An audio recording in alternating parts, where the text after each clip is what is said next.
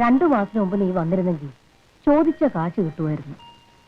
Cinema എടുക്കാൻ തുടങ്ങി, കാശൊക്കെ അതി മുടങ്ങി. വിമൽ എങ്ങനെ അതിൽ പോയി കുടുങ്ങി? നല്ലൊരു ഡയറക്ടറുമായി പരിചയപ്പെട്ടു, ഒരു കഥയും കിട്ടി, അങ്ങനെ അങ്ങ് തുടങ്ങി. ആരുടെ കഥയാ?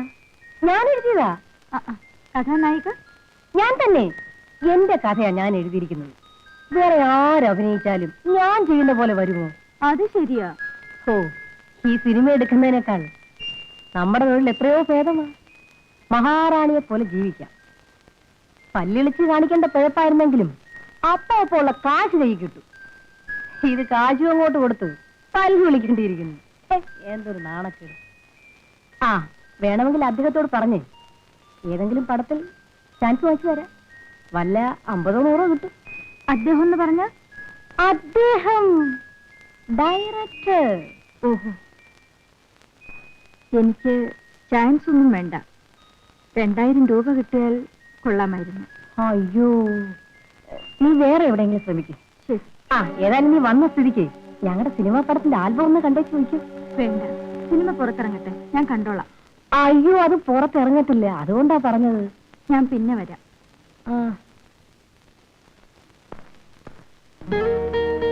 നാളെ കാലത്ത് 10 മണിക്കൊന്ന് പണം അടച്ചാലേ എനിക്ക് ജോലി കിട്ടും. നാളെ കാലത്ത് 10 മണി വരെ സമയമുണ്ടല്ലോ, നോക്കാം. ഓ, അപ്പോഴേക്കും വല്ല നിധി വല്ലതും കിട്ടുമോ? എനിക്കൊരു വിശ്വാസമില്ല. നിന്നെ പോറ്റാനുള്ള കഴിവ് എനിക്കില്ല. നമുക്കൊപ്പം ജീവിക്കാനുള്ള ഭാഗ്യവുമില്ല. പക്ഷെ ഒരു കാര്യം തീർച്ചയാണ്, എനിക്ക് ഈ ജോലി കിട്ടിയില്ലെങ്കിൽ പിന്നെ ഞാനിവിടെ നിന്നോടൊപ്പം ജീവിക്കില്ല.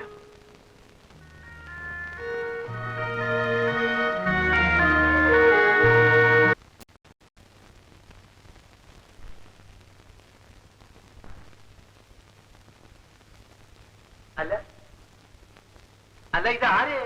മാലതി, നിന്റെ വീമ്പും ആകാരമൊക്കെ എന്തായണി ശീലാവതി? കാക്ക കുളിച്ച കൊക്കാവും. അപ്പോ വേലുവിന് നിന്നെ മതിയായി അല്ലേ? നിന്നെ എങ്ങനെയെങ്കിലും ഇവിടെ കൊണ്ടുവരുമെന്ന് ഞാൻ വേലുവിനോടാ വെല്ലുവിളിച്ചു. ഇതാ നീ തന്നെ താനെ വന്നെത്തിയിരിക്കും. ഗോപി വിചാരിക്കുന്ന പോലല്ല ഞാനിവിടെ വന്നിരിക്കുന്നത്. കണ്ടോ, ശങ്കരം പിന്നെയും തെങ്ങേ തന്നെ. മാലതി, ഞാൻ പറയുന്നത് കേക്ക്. നീ ഒരു വാക്ക് പറഞ്ഞാൽ ആ സെക്കൻഡിൽ ഈ നാശത്തിനെ ഗ്രാറ്റുവിറ്റി കൊടുത്ത് പറഞ്ഞേക്കാം. താക്കോൽ നിന്റെ കൈ തരുകയും ചെയ്യാം. ഗോപി, ഞാൻ വന്ന കാര്യം മനസ്സിലാക്കാതെ എന്തിനാ അതും ഇതൊക്കെ പറയുന്നത്? വന്ന കാര്യമുണ്ട്.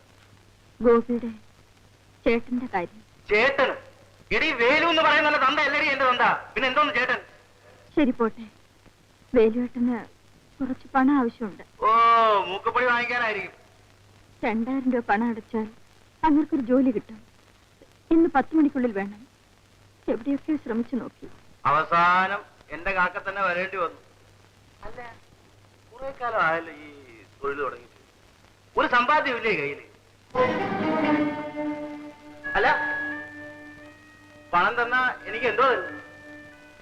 1 വർഷത്തിനകം എങ്ങനെയെങ്കിലും പണം തിരിച്ചു തന്നേക്കാം. പണമൊന്നും തിരികെ തരണ്ട, ഇവിടെ വന്നാ മതി. എന്റെ കൂടെ താമസിക്കും. നിന്നെ ഒരു മനുഷ്യനായിട്ട് കരുതി വന്ന എന്നെ വേണം പറയാൻ. കുറെ എണ്ണം ആയല്ലോ, മതിയായില്ലേ? എന്താണ് ഈ പറഞ്ഞത്? ദേവിടിച്ച് ആ ഭാഷ എനിക്കും അറിയാവടാ.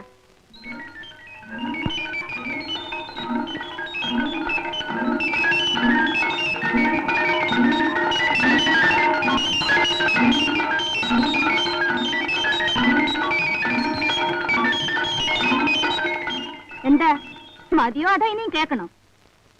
പലരുമായി ഇടപഴകിയവളുമാണ്, കിടന്നവളുമാണ്. ഇനിയും പറയട്ടെ, അല്പമെങ്കിലും ദയ തോന്നുമെന്ന് കരുതി ഞാൻ വന്നതാ. വെറും പെണ്ണുപിടിയൻ.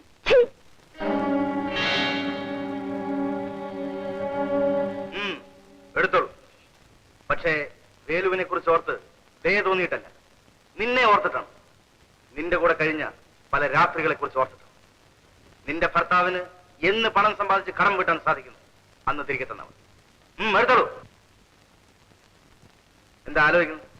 എടുത്താൽ കൈ പൊള്ളുമോന്ന് ഭയപ്പെടുന്നു. കനൽക്കട്ടയെ പോലും ഐസ് കട്ടയാക്കാനുള്ള കഴിവ് നിന്റെ കൈവക്കുണ്ടല്ലോ. എടുത്തോളൂ.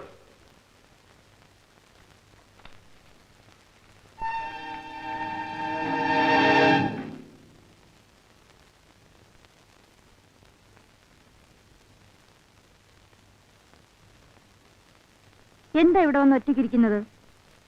ഇതാ, എന്താ ഇങ്ങനെ സൂക്ഷിച്ചു നോക്കുന്നത്? സംശയമോ? ഞാൻ പോയിട്ട് 1 മണിക്കൂറല്ലേ ആയുള്ളൂ, അതിനുള്ളിൽ ഇത്രയും സമ്പാദിച്ചെന്നോർത്തോ? കൊള്ളാം. ഇതുപോലെ എനിക്ക് തരാനേ നമ്മുടെ നാട്ടിലാളില്ല. ഇത്ര പെട്ടെന്ന് 2000 രൂപ എവിടുന്ന് കിട്ടി? പരിചയക്കാരോട് വാങ്ങിച്ചു. പരിചയക്കാരെന്ന് വെച്ചാൽ? സത്യവതി എന്നൊരു പെണ്ണ്, അല്ല ഒരു സ്ത്രീ. എന്റെ പഴയ തൊഴിലിൽ എനിക്ക് സീനിയറാ. വളരെ പേര് കേട്ടവരാ. അത് കണ്ടപ്പോ തന്നെ മനസ്സിലാവുന്നുണ്ട്. ഒരു നല്ല കാര്യത്തിനാണെന്ന് പറഞ്ഞ ഉടനെ എടുത്തു തന്നു പുണ്യവതി. ഇപ്പൊ സത്യവതി എന്ന് പറഞ്ഞു, പിന്നെ പുണ്യവതി ആരാ? ഓ, സത്യവതി എന്ന് പേരുള്ള മഹാമനസ്കയായ പുണ്യവതി. മനസ്സിലായോ? ഓ, മനസ്സിലായി. ഇതാ, അന്ന് പട്ടിയെ വിറ്റ കാശ് കുരച്ചു. ഇത് ശരീരം വിറ്റ കാശ്. ഇതെന്ത് ചെയ്യുമോ ആവോ? ഇതാ കയ്യിൽ വെച്ച് നോക്കൂ.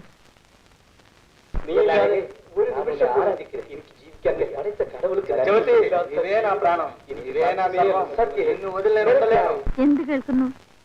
എന്റെ അമ്മോ, ഇന്ത്യയിലുള്ള സർവ്വ ഭാഷയും കേൾക്കുന്നു.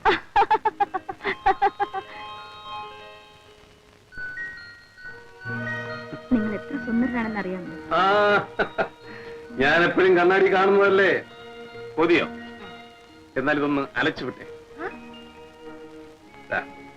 അയ്യോ, ഇതെന്താ? ഇങ്ങനെ അലവലാതിയായിട്ട് കിടന്നെങ്കിലേ എന്റെ മുഖത്തിന് പവറുണ്ട്. ആദ്യമായിട്ട് ജോലിക്ക് പോവുകയല്ലേ? ജോലിക്ക് പോകുന്ന ഭർത്താവിനെ ഇങ്ങനൊക്കെ അയക്കണമെന്ന് നീ എവിടുന്ന് പഠിച്ചു? അയൽവക്കത്തുള്ള സ്ത്രീകൾ ചെയ്യുന്നതെല്ലാം ഞാൻ എത്ര ദിവസം നോക്കി നിന്നിട്ടുണ്ടെന്നറിയാമോ? ജോലി കഴിഞ്ഞിട്ടേ നേരത്തെ വീട്ടിൽ വരണം കേട്ടോ.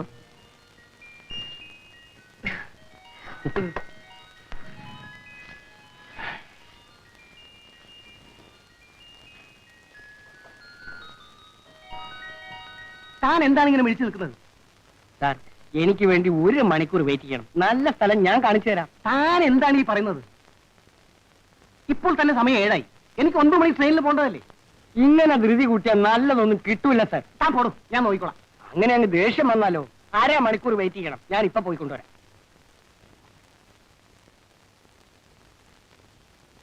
ഒരുങ്ങി നിൽക്കണോട്ടാ. എടാ മാസുവേ, ഞാൻ നിന്നെ അന്വേഷിച്ചുകൊണ്ട് വന്നാ. എന്തായിട്ടാ? ഒരു നല്ല പൈസക്കാരൻ 2 മണിക്കൂർ കാലത്തേക്ക് ഒരാളെ വേണം. എന്റെ കയ്യിലുള്ള ആളുകളെല്ലാം ബുക്കായി പോയി. നിന്റെ കയ്യിൽ സ്റ്റോക്ക് വല്ലതും ഉണ്ടോ? ഇഷ്ടം പോലെ പൈസ കിട്ടും. കിട്ടുന്ന മുഴുവൻ നീ എടുത്തു. പൈസയുടെ കാര്യം പിടിയേട്ടാ, അത് നമുക്ക് 50-50. പക്ഷേ 1 മണിക്കൂർ സമയം തരാവൂ ചേട്ടാ. ഒരു പ്രാന്തൻ. എടാ, അയാൾ 9 മണിക്കുള്ള ട്രെയിനിൽ പോകാൻ വേണ്ടി ടിക്കറ്റ് ബുക്ക് ചെയ്തുകൊണ്ട് കൈ പിടിച്ചോണ്ട് നിൽക്കുകയാണ്. ആ നിപ്പാണല്ലേ? എന്നാ ചേട്ടൻ പോയിക്കോ. 10 മിനിറ്റിനകം ഞാനൊരു ഉരുപ്പിടിയും കണ്ട് അങ്ങോട്ട് എത്തിയേക്കാം. റെഡിയല്ലേ? റെഡി. ശരി.